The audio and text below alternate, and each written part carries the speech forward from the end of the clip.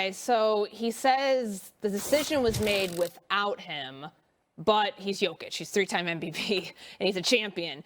David, are you buying that Jokic had no say at all in Malone's firing? No, not at all. I mean, there's just no way that you make this decision without Nikola Jokic being at least part of it or signing off on it. I know that, like, you look at somebody like LeBron or the KDs of the world or people who are more outspoken and the way that they carry themselves, and you automatically assume that they have a lot of say in that front office. Jokic kind of carries himself differently. He has this nonchalance to him, and everybody believes that he just cares about his horses and doesn't really care about the game. But this dude is somebody who deeply cares about winning, deeply cares about this Nuggets franchise. There's absolutely no way that you get rid of this coach if Jokic says, do not get rid of this coach. I just don't buy it. I just feel like this is something that is deeper going on with him and that organization that made them to make that decision with Malone. But this is not something that you do without Jokic at least having some sort of part in the conversation. Oh, me? So help me, David. Help me define what you're saying. If he says nothing, is that him having a part in the conversation? I just feel like it's hard for me to believe that the Denver Nuggets go up to Nikola Jokic and say, hey, Mike Malone is gone, just letting you know, go ahead and have a good practice today. I just have a tough time believing that is what's happening. There's got to be a door open for them to say, this is what we're thinking, this is what we want to do, this is what we're probably going to do. You can yay or nay it. If you nay it, then, you can have veto power over this decision at the very least. It's just hard for me to believe that this is something that you do without Jokic having any knowledge of it beforehand. Felt like there was some reading between the lines there. I'm gonna defer to Wendy on this because I kind of take Jokic for what he said. Like I think he would have had to raise a fit, which, as far as we could tell, has been uncharacteristic of who he is in order to stop this. And I think Kroenke, he's evaluating his program, reading the room, understands the pulse, and is willing to take all the blows for this one because it was his call. Yeah, so these are not like scripted TV shows. You don't have like this big meeting and, you say, this is what we're going to do. Or the player like plots it out. And, if the player's upset about it, he takes stuff off the wall and throws it and smashes glass and trophies. Josh Kroenke knows how Nikola Jokic feels about the team because he talks with him and he's around him and he's aware of the pulse of the team over the course of months, years. The Nuggets, ownership was considering making a move with head coach for a long time because Michael Malone, well, first off, no coach goes 10 years without, considering being fired. Like, that's the NBA. He's the fourth longest coach. Like, he probably was in danger zone times. And I think he also got like 3 extensions to his contract. So there were times where they were in love with each other and times where they were probably in danger of firing him earlier. And so, how Jokic feels. You don't have to have, one giant conversation where Jokic goes, thumbs up or thumbs down. But there is a reason why they went to him first, because for this exact reason is that if he has an opportunity, if he doesn't agree with it, he can say it. He would have the ability to veto that, I'm sure. But that's where there's nuance coming in, because I know that in this situation, people make assumptions. They make assumptions that the star player has total control. I think Jokic could have influence, but that doesn't mean he has control.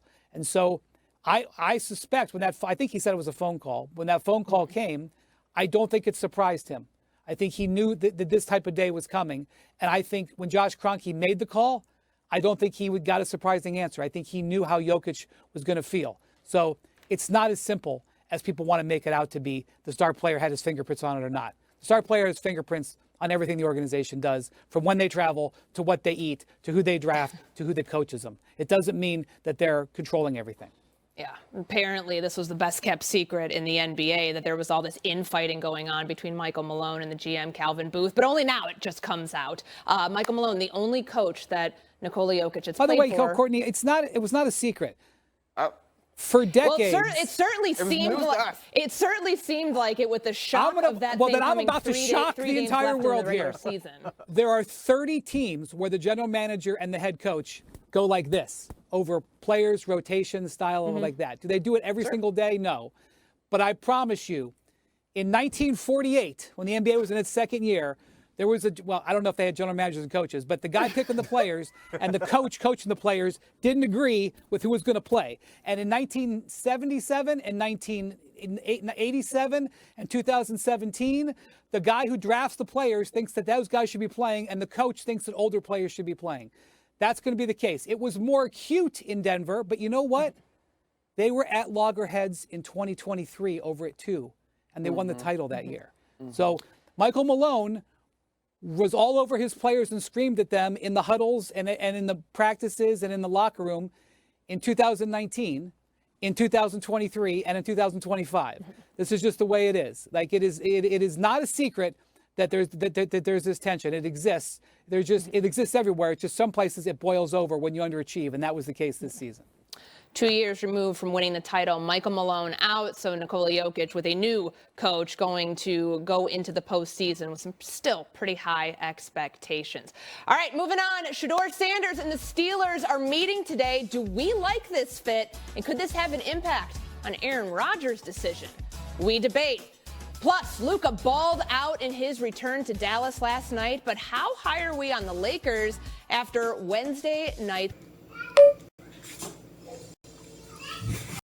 Xin chào tất cả mọi người đã quay trở lại với kênh của mình. Ngày hôm nay mình sẽ tiếp tục hướng dẫn các bạn làm vòng nhé. Vòng hôm nay của mình sẽ có tiêu đề là ong Tây. Mọi người, hôm nay vòng của mình sẽ có tiêu đề là Nam Ngư. Bây giờ mình bắt đầu làm nhé.